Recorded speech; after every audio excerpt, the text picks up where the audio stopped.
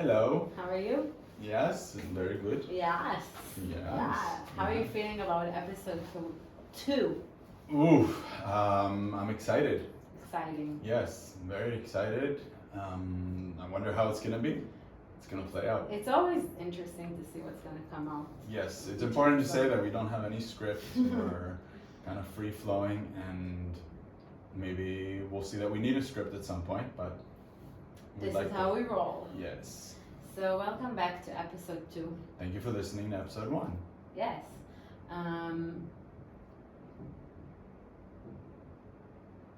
Do you want to introduce the topic we chose for episode number 2?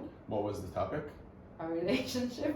Oh, our relationship. Okay, I thought you said relationships in general. But Relationships in general, and particularly our relationship. Okay. No. No.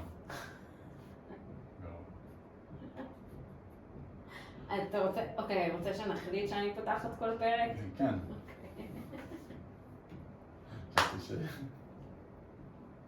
לא כל פעם, עד שאני ארגיש שירגיש לי רצון. בסדר, אתה יכול לערוך את זה. כן? כן. נכון. יאללה.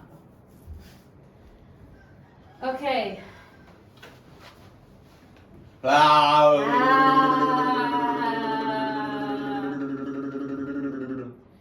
כן, בוא נעשה את זה.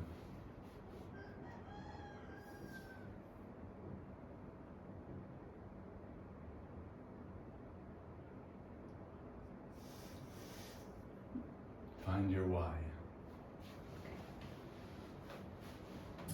Hey everyone, welcome back to episode 2 of the Fukit podcast, the English version. Yeah! Yeah. So today I'm super excited to bring up this topic because it's a topic that we've been wanting to talk about in public for a really long time, and it never felt like the right time to do it, and even now it doesn't feel like the right time to do it, but somehow it does. So I really hope that the last episode was kind of a good intro to who we are, the way we communicate and connect with others. And this topic is one that is close to our heart, especially knowing that many people who will listen to it are part of our lives, and being part of our lives means that they also get to see and be exposed to everything we go through in our relationship, which I think is a beautiful, supportive system that we have in our lives. So what's the topic? So this topic is our relationship. We've mentioned before that we've been together for 13 years, and I feel like our relationship evolved so much.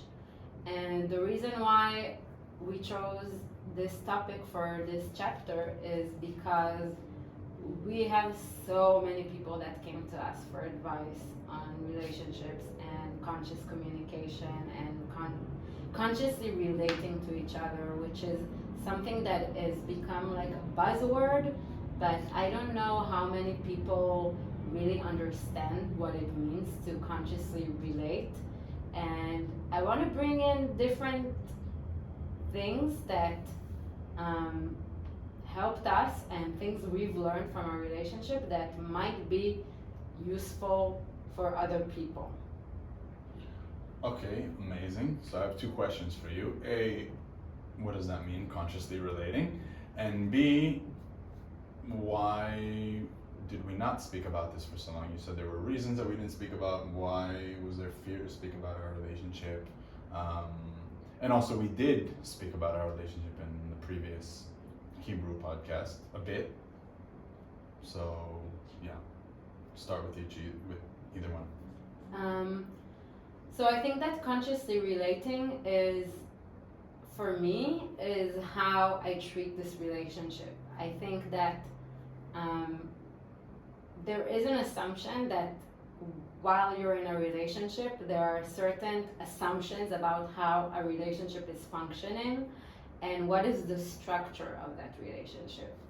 And that has been true for me for many, many years until a few years ago when we started having this discussions about our relationship, the way we relate to each other, and the way we define and explore parts of our relationship. And to be more specific, we were starting to bring to the table this discussion of monogamy versus non-monogamy. And this was a huge topic in our life because just to talk about this subject at the time seemed like the most scary thing that could have ever happened to me. Living a life that until that point was so obvious, and the way I saw relationships was just a one-way direction of how we can be in a relationship. So when this topic came, it was so overwhelming and so mind-blowing that sharing this in public was impossible. It was just like too much to handle, and it shook me so much that it took me a lot of time to process it and unpack it. And I think it's a really interesting topic, even for people that are monogamous. It doesn't mean that if you're consciously relating, you have to be non-monogamous. But I think that the fact that you're questioning a structure or the ways in which you relate to others, and specifically in a romantic partnership, I think is super interesting, and I've learned so much in this process that I feel like sharing that and sharing our process could be super interesting for people. Does that answer your question? Yeah, so you weren't talking about our relationship in general, you were specifically talking around the topic of open relating, non-monogamy. Because sharing about our relationship in general, that we were together for 13 years and we're married, that even our sexuality you had no problem sharing. So it's more around this specific topic. This was a specific topic that was not allowing me to share everything about our relationship, and I think that our relationship is much more than just this topic, but I think just putting it out there is something that is part of the conversation, and I can't kind of separate it from the way we evolved as a couple. But definitely I don't define our relationship by it. I think there are so many things to say about our relationship, but for sure we can say that we learned so much about relating to each other in the past 13 years, and the way our partner today is so different than the way we started 13, 14, 15 years ago when we just started connecting. And I feel like we learned so much about it, and I think it's such a huge topic that can really break into different topics on communication and sexuality and expectations and choices and so many things. But I think to connect it to the previous episode, I think that we've made some very brave and radical choices in our relationship that I think sharing about what we did and the processes we've been through can be, for the very least, interesting and hopefully also useful for a lot of couples, because when we were sharing about our sexuality and the challenges we had as a long-term relationship and how to maintain a healthy sexuality, that was a topic that brought so much conversation to friends and people who were listening to it. So I'm offering this opportunity for us to share what we've learned so far and just kind of dive to wherever it takes us. Yeah. So, and I guess it's important to say that we don't have a clear definition of where our relationship stands. It continues to evolve. Non-monogamy / open relationship is a very general term, and I don't think that this is the time to start diving deep into what the different ways are specifically, but just to say that any step towards thinking differently within a relationship for us was open relating. Even if for 2 years We didn't act on our desires, but we just spoke about other options which were different than strictly monogamous relationship. I consider that as already an open relationship, because we allowed, like I said, conversations, ideas that were not allowed or are not allowed when you're living a strictly monogamous relationship. Yeah. And that was huge. That was very big. That was bringing a lot of air and new wind into our relationship. Yeah. And I do want to say that it's funny that somehow in English I feel so much more comfortable to talk about it. Because maybe in the past 4 years, mainly the conversations around it were in English somehow with our friends. But also there was something about where we're coming from that for me, being in Israel, felt always kind of more restricted for me personally. So this topic was super challenging to share publicly, because I was so fearful of being judged, first of all, and secondly, I was scared that once we talk about it publicly, I will become the spokesperson of open relating. And it's important for me to say it and also put a boundary around it, that me sharing my personal experience doesn't mean that I want to encourage people or do I want to represent this kind of lifestyle. It's just sharing my own experience, and I also am not interested necessarily to hear opinions about this choice. I am open to questions if you're curious, but especially in Israel, there is a tendency that when you share something personal that is a bit, let's call it controversial and taboo, you can get a lot of opinions and talkback.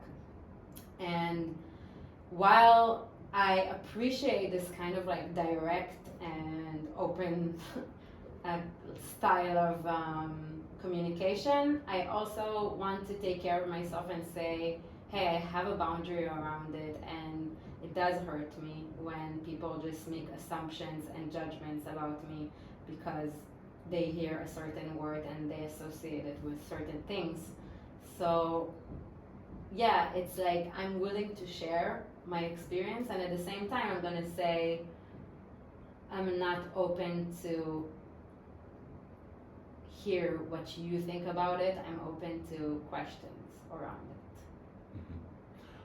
Just about that, and that's the thing with, it's beautiful that you're expressing boundaries, and I know how hard it's been over the years to do such a thing, and for me as well, and so that's beautiful. But that's the thing with boundaries, that we can express a boundary and there's a fear of expressing it because someone might not agree with it or might not listen to it or might not respect that.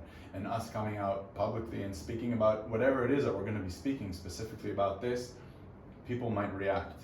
And we need to be open to that. People might not respect your boundary and they might react, but it's also a lesson for us to remember where they might be coming from and to hear that. But I would also invite anyone who does feel the need to react to stop for a moment before that and just notice what's happening inside. Where is the reaction coming from? Is it coming from a clear, like, I disagree, this is horrible, da da da, or is there maybe something underneath that? Is there a fear? Is there something, like, it could be a fear like, hey, wait a second, I live a specific lifestyle, and when they're living a different lifestyle, this is me'ayem.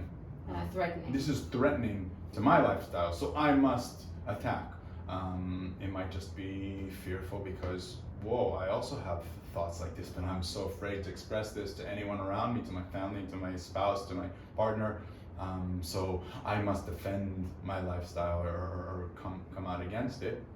And then there also might be serious doubts and questions about this lifestyle, and that specifically can lead to healthy. All of them can lead to healthy conversation, but it all depends on how we communicate that. So if we're talking about also conscious relating or conscious communicating, it's being conscious about what we're saying. It's being conscious to where we're acting from. So it could be saying like, hey, wow, that seems so scary, or wow, I would be so frightened to do that. How did you overcome this and this and this? or this upsets me because this and this and this meets me in a certain place, or but coming and saying, oh, you guys are horrible, and just pointing fingers. And this is something that I feel that I've done, and I probably still do as a human being. We do so much as humans, especially now that we have social media, so there's like this kind of it's not face to face, so it's easier to just lash out at people and speak our minds, and we're not noticing how hurtful or how painful it could be to the other side. And so it's an invitation to slow down before we react and before we say hurtful things, and try and really listen and see the other person, and understand that when we're, like we said, we keep saying, we're sharing our lifestyle. It is our lifestyle, and if it's good for us, then that's amazing. Maybe in a few years we'll realize it's not good for us, but in no way are we saying you need to live your lifestyle. This is going back to the thing we said in the previous episode about just putting a question mark, like, hey, I'm living a monogamous lifestyle, I'm living this and this way. Put a question mark on that. Am I truly happy? Is this really how I want to be living? Amazing. I want to stay living this way, but that's so beautiful that there are other ways to live, and that opens my mind to other ideas and other ways. Mm-hmm. Well, so many things to say around it, but I think the last thing you said about us changing all the time, this is the most important thing to remember about everything we share, that we constantly change and evolve. So something that works for us now, our lifestyle in general, can change all the time. And giving permission to each other to change and not hold on to something that someone said or did is also really liberating, because it's just like, hey, now it works for me, I'm doing it. It doesn't work anymore, I'm not doing it anymore. I think that before, the perfectionist in me was trying to make up her mind on whether I am this or that. And if I'm this or that, there is no permission to move from one thing to another. It was a very like there's no spectrum. It's very black and white. Dichotomy. Yeah, so I think it's related to other topics, but specifically around that, and this is already diving into my personal journey. I was having so much inner conflict around this topic because I kept driving myself crazy. Am I monogamous or non-monogamous? And all the time I was trying to define things, which is sometimes important, but at the same time it was just creating a lot of pain for me because I couldn't decide. And the more I was trying to decide, the more I suffered. And when I realized there's like a spectrum in life in general, and specifically around lifestyle of monogamy versus non-monogamy, it gave me a lot of relief and flexibility to shift and say, hey, this is my mood today, this is what I need today, and tomorrow I need this. And the more we realize that our needs change all the time, the more expanded we become in our life experience, because we can have an opinion one day on something, and then we start to realize like, hey, I am not necessarily connected to this idea anymore, and I'm starting to feel more like this, and it becomes more softer and easier to navigate changes and desires and moods and needs and situations. I wanna ask you, and maybe dive into and respecting your boundaries around how much we share, but into more the juiciness of this, right? We've been speaking a bit more about the details, and especially coming from you. For I think we were fighting a lot. Like, we had so many arguments, and it was really hard and a real struggle, and there were moments where we thought we won't be able to make it, like we're just too different. But just kind of bringing it back to the beginning and how it started, where it even came from, and hearing you now and how you were 4 or 5 years ago when we just started talking about it, the amount of crying, the amount of I don't want to talk about this topic. The amount of like, Resistance. resistance and frustration that the both of us have from, so kind of going back to the beginning, where it even came from, why it even came into our lives. Like if we were living a happy relationship lifestyle, like why even bother? Yeah, you know, it's really important to stop, maybe slow down and say it. We talk about it so easily now, but it was, I think, one of the most challenging and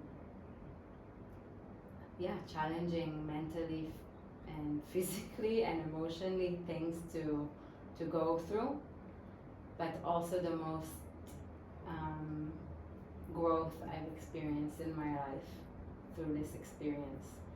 So I just want to kind of like stop for a minute and acknowledge that, and acknowledge the growth and that came with this painful process. And yeah, I'm smiling now, but like you said, there was a lot of tears and a lot of fear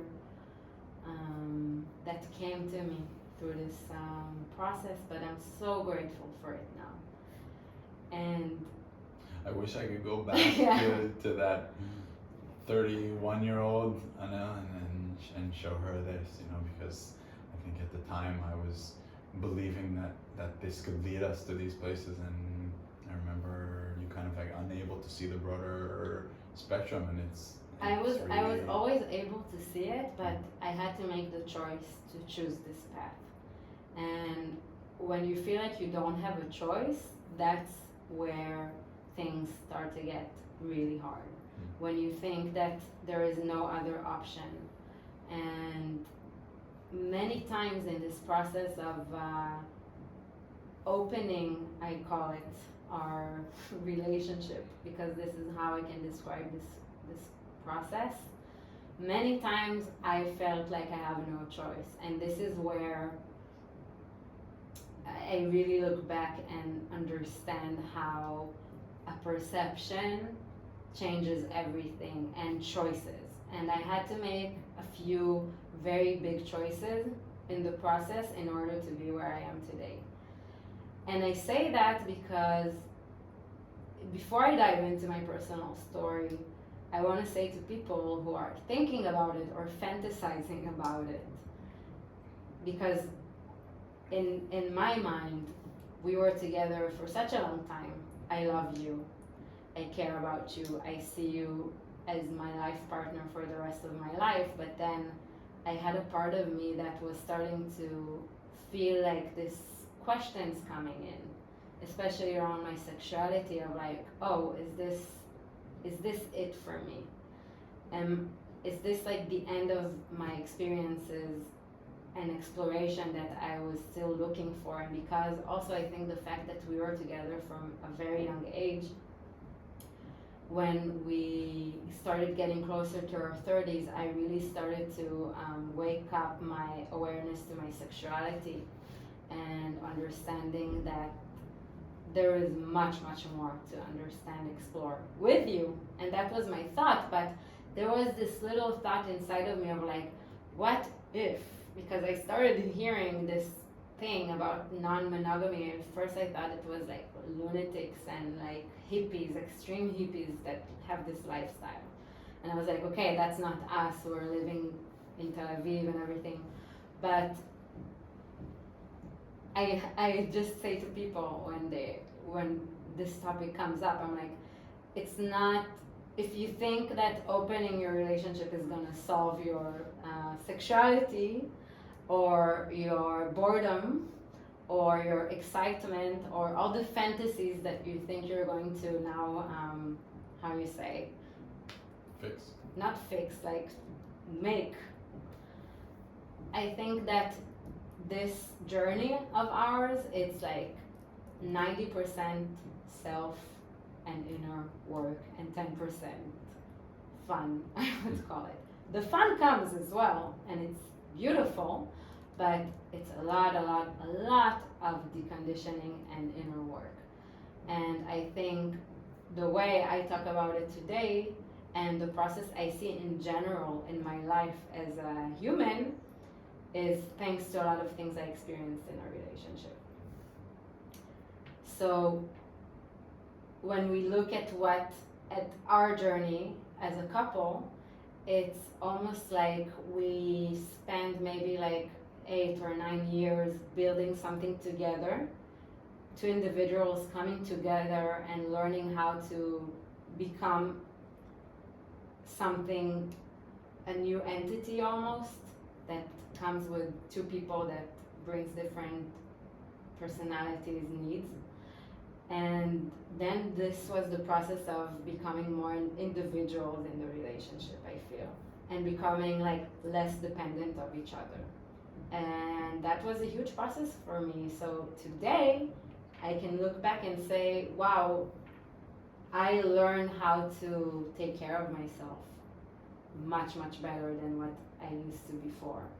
I know how to communicate better my needs and separate between things, and that's a huge gift that I received from this process, and I feel so much more centered and self-sustained.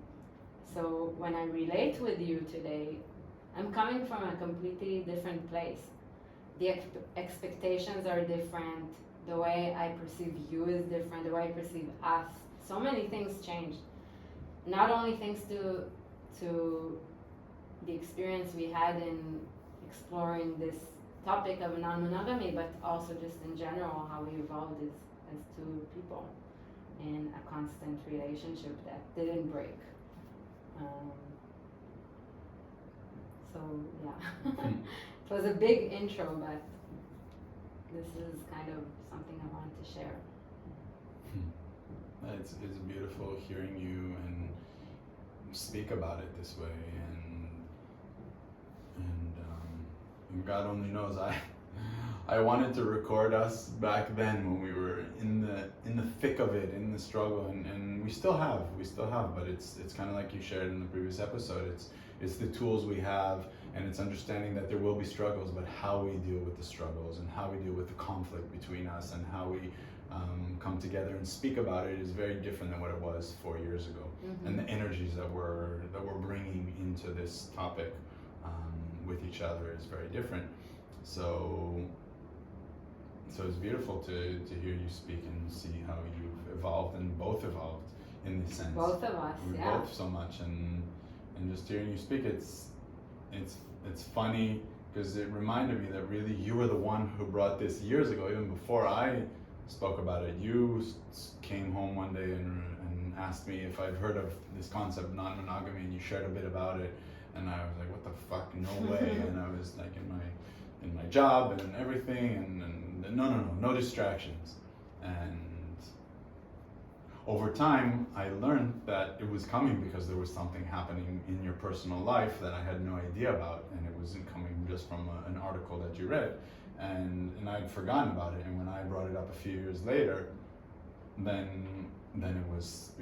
it felt like it was only me who wanted it. But I guess deep down I knew that it was something that you were interested in, and even though there was a lot of resistance coming from you, a lot of fear, I knew that it was something that was a mutual want and desire from both of us. You were just more, I guess, scared to meet those places, if I say correctly. But so yeah, if you want to share more about that, more about how it started. I also want to add something about relationships in general, that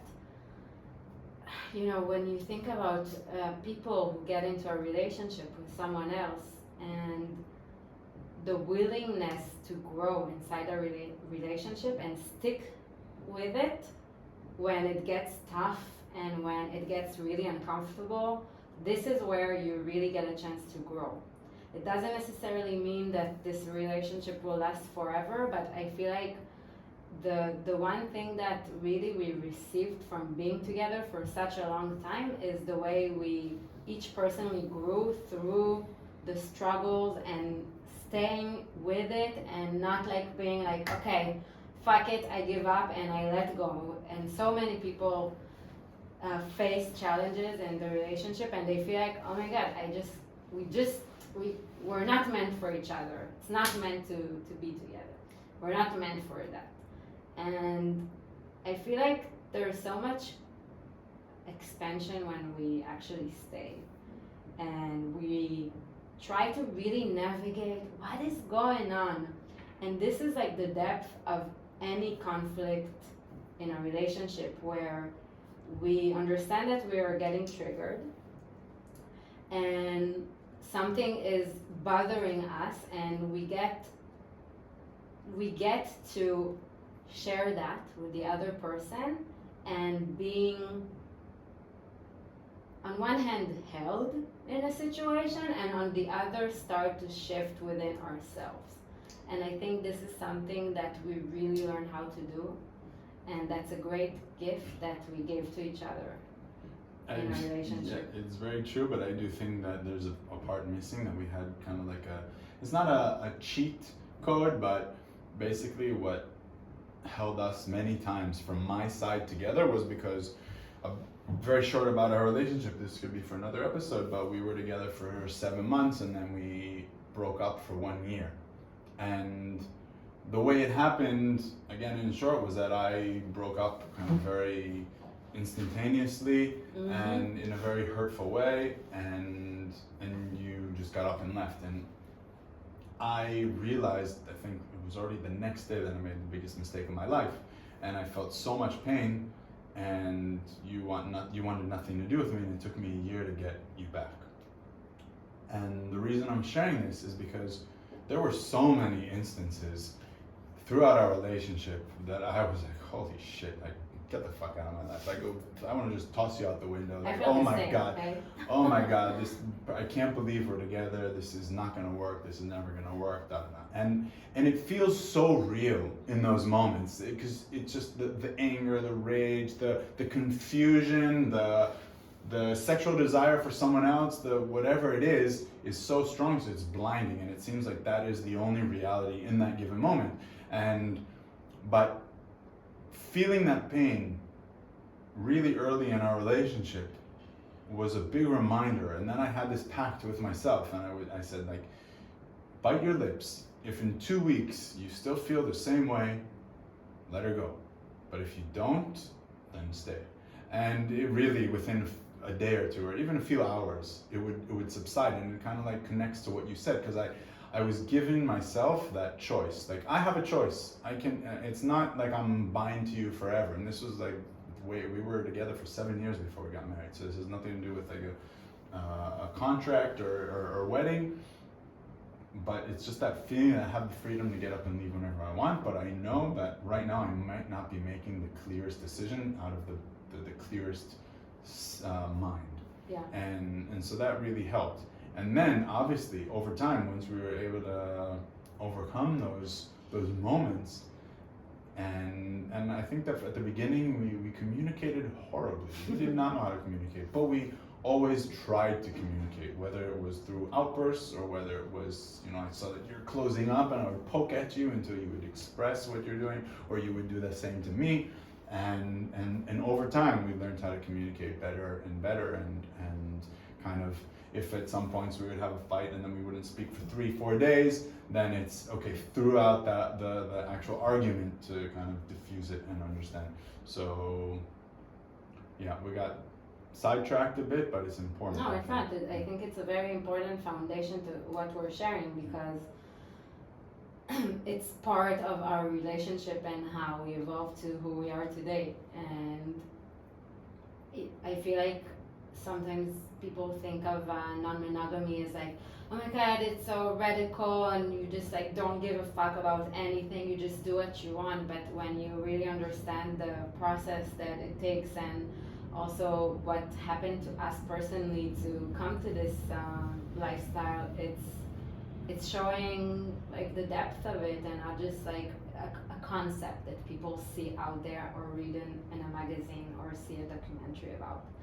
So I feel like to share this is really valuable, and I really feel that it's like I don't know if to call it a symptom of our relationship. It's not like it was the next step. It's building off of many things in a relationship. It's just like, I don't know, some people have a child or something, or get married, or so this was something, and it doesn't define our relationship. Sometimes we choose to define our relationship by saying that we're in an open relationship or whatever, but it definitely doesn't define, like, the essence of our relationship is built upon our communication, around our connection, around our love, around everything that we've been through, all the beautiful moments, the hardships. It's this, I view our relationship sometimes as a child that, and now it's like an adolescent, that we're kind of constantly growing and nourishing and learning. So yeah. So it's just to say it's part of, it's not the thing. Yeah. But it is part of, and just being free to share that publicly is just another step towards accepting ourselves, another step towards like liberation of like the authentic expression of who we are, because I felt so many times that, oh my god, I wish I could write a post about it on social media, and I'm not daring to because I'm so scared of reaction. So being able to do that now is huge for me and for us, and I'm super grateful that I'm ready, like literally coming ready. out of the closet. Yeah, and it is coming out of the closet. And I remember looking at our gay friends and thinking, wow, they're much freer because they've been through the process of hiding a part of themselves and then deciding like, I accept who I am and I'm out there being me, and if you like me, you like me, and if you don't, that's okay. And that's part of, I think, my personal recovery process of pleasing people, of always wanting to be loved by everyone and accepted by everyone, and being like, no, I mean, I want people I care about to understand me better, but if they don't, it's also okay, and I will do my best to keep the love even if I don't get the same love I would like to receive from people around me. And that's something huge for me, because before I would get just so fucking scared of sharing things that are real for me of the fear of being rejected. So just being able to do that now is just so wonderful and precious, and I'm very, very happy about it. And I'm also happy to share our journey with others again, because so many times when we sat with people and shared, people were feeling like they can reveal a part of themselves that maybe they had shame around or guilt. So connecting all of this topic together, I want to put it on the table, something that is very natural and human, and it is to have a thought about someone else while you're in a relationship. I remember myself having a thought, or God forbid, an attraction for someone else, I would literally feel like I'm cheating. And that thing caused a lot of closure in my sexuality, because it made me feel like my sexuality is not safe. It's risking my relationship, which is something that was so important for me. So by not accepting that part of myself, I was just like literally like pushing my like, how do you say, not just desire, like really repressing my sexuality, because I was so fearful that I will jeopardize a relationship, and I didn't feel like it was something safe to bring as a topic, not even to do something about it. And I feel like being able to just have this discussion makes you feel closer, because I feel like the more we feel like we have space to be ourselves in our relationship, like to bring out different sides of ourselves to the relationship, the more close we feel. And I feel like in that process that we experienced, we both kind of were fighting for our ability to bring parts of ourselves to the table of our relationship. You are holding the flag of your freedom, and you wanted to bring that side of you to the relationship and say, hey, I have desires, I want to I wanted to be accepted for those desires, and you felt rejected from me from not allowing you to bring this topic. And this was a huge struggle because it became like a huge fight between us when you were fighting for freedom and I was fighting for stability and security. And it was kind of like, again, this black or white, like we can't have both. And in my mind, the possibility of you exploring your freedom was like risking everything and jeopardizing everything we've built together, and I just couldn't get it. Despite the fact that inside of me was a desire to explore myself. There was so much fear, so much threatening just from talking about it that I would get like a lion. And it took a lot from both of us to come to a place where we can bridge that and give each other what we need. And the more we started to actually see each other, the more we were able to open up. I feel like in this process, I was learning to slowly give more space to hearing what you're actually needing from me. And I felt like finally, slowly, after like fighting for your freedom so much, you were able to give space to my need for safety and slowness and taking time for things. And once we started to meet each other, we started to build a stronger foundation for exploration. And I think that's a really important aspect to bring when people are considering this lifestyle. It's how we can build a foundation with each other of safety so that our nervous system can start to expand, because the conditioning around how a relationship looks like is so strong that when we start to like touch on these areas, it's so scary at the beginning that we need to find a way to like stabilize the nervous system. And I think we did it like in a very like boom, very big shocks, very big releases that afterwards it took us a long time to recover and build safety again, to a point to where I actually thought that we're not going to make it, to a point where we had to go to therapy to address some issues because I felt like we're not heading to the same direction. So I'm sitting here after like 5 years of process, being able to reflect back and say, hey, what did I learn from this process? What did I learn about myself, about a relationship that I can offer now as an advice to people, as my lessons that I learned about myself and life from the process we are having in our relationship. Yeah. I have two things that I wanted to share that came to mind. One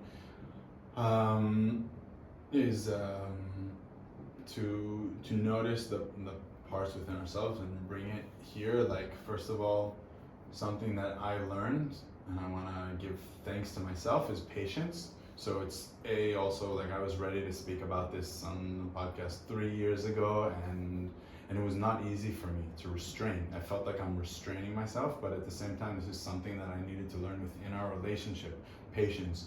And restrain sounds negative, so but again, out of choice, out of like I am choosing you and seeing that right now my need for freedom is overpowering your need for security, and security needs to be there, and there needs to be a base in order for the freedom to be. So if I'm feeling that security and I'm ready to fly and you're not, then it's not going to work. And so I really needed to harness that patience within me, and so I'm happy and proud of myself that I managed to do that, and it came from many things, and this is a longer conversation, but moving from maybe a scarcity mindset to abundance mindset, and not saying like, oh, I need this now. No, we have our whole life ahead of us, and if we build this if we slow down, we take a few steps back and build the foundation stronger, then we can fly higher. And so that's that. And for you, it's really, you know, the courage that you've shown and the growth, both of us, but especially, you know how hard it was, and we even recorded an episode a few months ago about coming out, and you even wrote a post like a year ago about coming out, but it didn't feel right yet. And who knows, maybe we won't air this episode, we'll see. But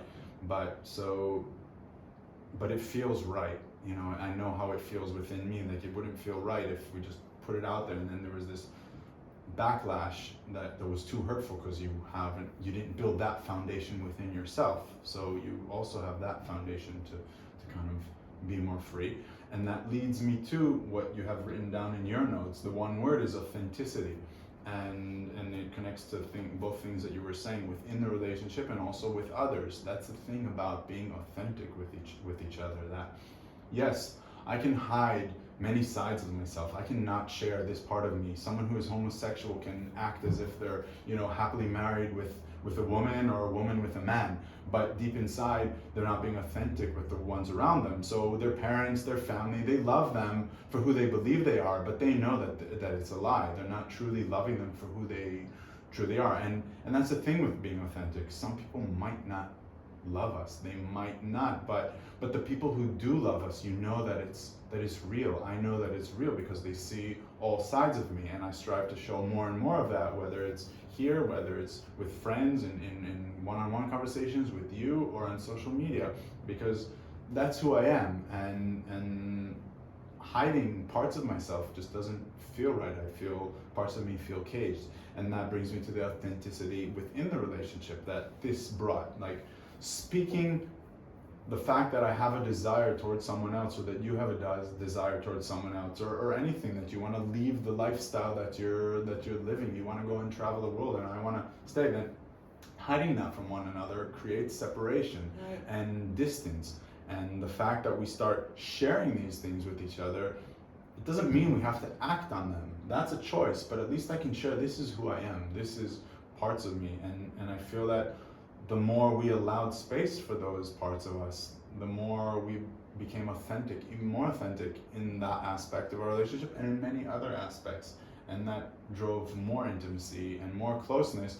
Whereas it's counterintuitive, because they think that the more you go out and you're with more people, or exploring outside, then that brings distance. There were moments, but the more we relate about it consciously, and we are present with what's happening, and we are listening to each other, then it brings this really raw, vulnerable intimacy and closeness. Yeah, and I just want to say on that note that I'm so grateful to the friends we had in this process, because it was so healing for me to feel that I'm accepted with the unconventional personality that I'm bringing, that I have space to bring all these aspects of me, and I'm being loved and supported by my friends. It was such a healing journey for me to be there, be out there exploring all of this and not feeling judged even for a minute. And even like, okay, we had our friends in India, we were part of a community that was very open-minded, and many people that are living a lifestyle that is very different to what I knew in Israel. But I also felt the same from my friends in Israel, the ones I was sharing with. Even though they had a very different lifestyle than me, I felt like their best interest is for me to be happy and feel good. And that felt so good. And so I just kind of want to point that out and be grateful for that, because I think that's another aspect of the podcast, of sharing a different lifestyle that is completely different. It's out of the box in many ways. It's in another box in another way. Like when we're around people like us, we don't feel like we did anything unique or special or unconventional. But at the same time, yeah, there is something really comforting about finding your place and feeling like the way you're choosing to express yourself is accepted and not being like pointed at and restricted. So I'm really grateful for that, and that's again and offering to anyone who's listening wherever you are is it doesn't matter how you live your life, it's a matter of how comfortable you feel in this lifestyle and making sure that you're doing it from a place of alignment, of connection to your lifestyle, and not because you were told that this is what you're supposed to do. Yes, totally. I think I'll just say that just to strengthen everyone in those, just to allow yourselves that legitimacy, because the thoughts are there, the thoughts come, but the legitimacy to those thoughts around anything, it could be around relationship, it could be around open relating, it could be about homosexuality, and it can be about wanting something that you don't have currently, a certain car that you don't have the money for and feeling guilty, but just for a moment breathing into it and allowing it and trying not to judge those thoughts and those desires and those needs. It doesn't mean afterwards, it doesn't mean you have to act on them. You can decide what to do, but first allowing for that authentic voice to come up and speak. Whether you share it with others, that's your choice. You don't have to in order to be authentic, but first be authentic with yourselves.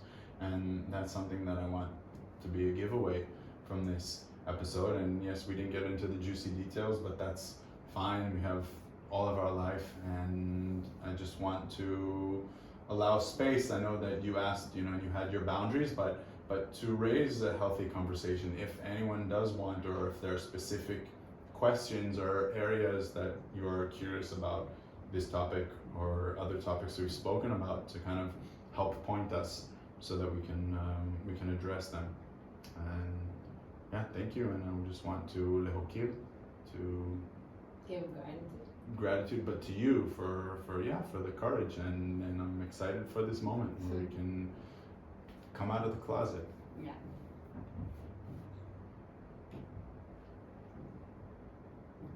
כמה?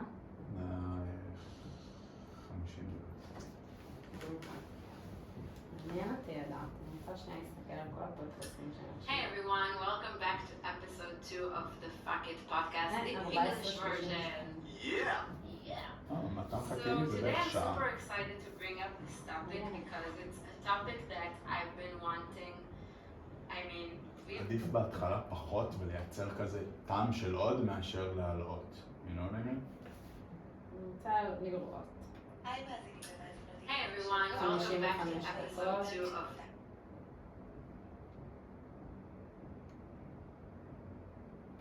שעה. And for you, it's really, the courage that you היה עוד דברים חשובים 47 דקות. היה עוד משהו חשוב שרצית לומר? לא, אבל זה כזה, קשה לצלול, כי זה יותר overview כל הזמן. נכון, אבל אנחנו... שעה ו5, שעה ו6. בסדר, אבל אנחנו לאט לאט נגיע, יש כל כך הרבה שאפשר להגיד על הנושא הזה. 55. רוצה להקליט עוד אחד? לא, אבל אני פשוט אומרת, כאילו, לא למהר, תראה, פתן חכימי, הוא מספר 1 בארץ, שעה ו20 דקות. אוקיי, כמה היה הפרקים הראשונים שלו? שעה ו53 דקות. 54 דקות. שעה ו53 דקות? שעה ו18 דקות, שעה ו17, שעה, שעה, שעה, שעה ו12.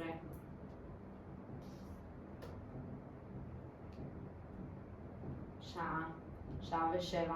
כאילו, אני מרגישה כאילו, אם לא נהיה כזה יותר מדי על זה, ופשוט באופן טבעי הפרק יגיע לסיום, אז זה ירגיש יותר טוב.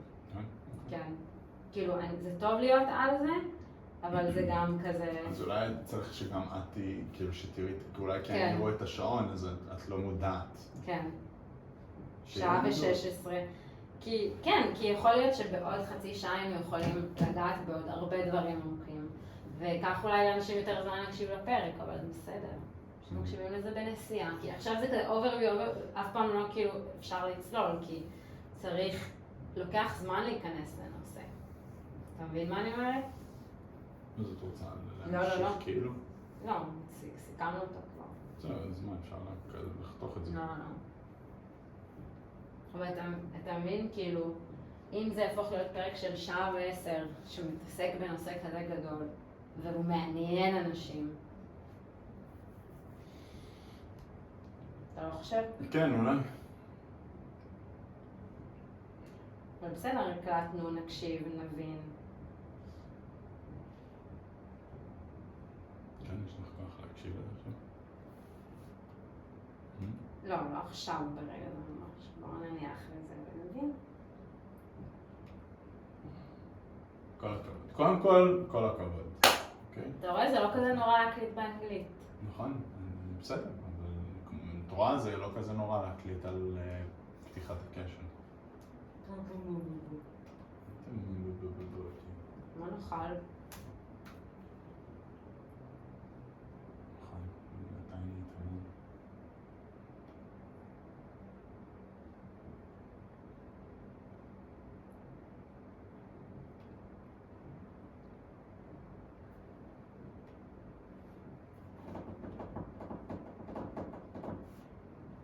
רוצה שאני אעלה אותם לגוגל?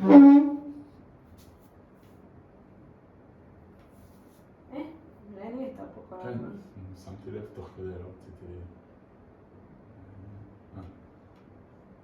אוקיי, לא שמעתי ממנו עדיין.